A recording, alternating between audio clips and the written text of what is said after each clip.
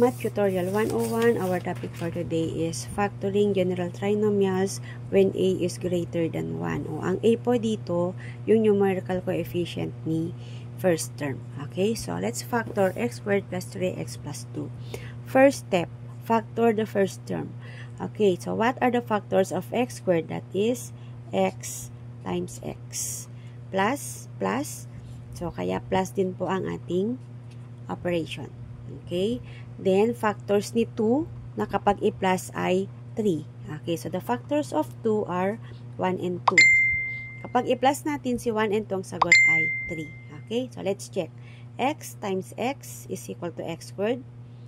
1 times 2 is equal to 2. And 1 plus 2 is equal to 3. So, tama po yung ating factor.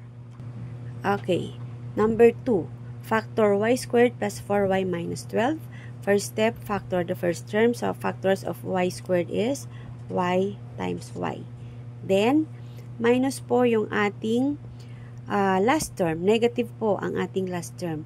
So, ang ibig sabihin po, ang sign po ng factors natin ay pwedeng isang negative at isang positive. Okay? Because negative times positive is equal to negative. Okay, next step, factor the last term. Ano yung factors ni negative 12 na kapag i-plus natin ay positive 4? Okay, titingnan natin. Ang factors ni negative 12 ay pwedeng negative 1 times 12. But, kung i-plus natin, dapat positive 4. So, negative 1 times 12 is equal to negative 12, pero ang sum niya hindi positive 4. So, mali siya. Hindi siya yung factor na hinahanap natin. Ano pa?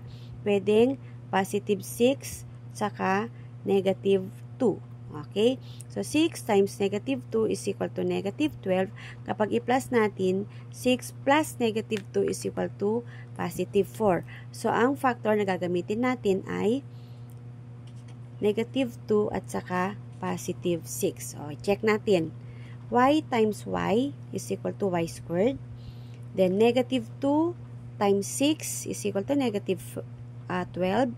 Then, negative 2 plus 6 is equal to positive 4. So, ang factor ni y squared plus 4y minus 12 is equal to the quantity of y minus 2 times the quantity of y plus 6. Okay po? Okay. Pakisagutan po ang number 3 at number 4. Okay?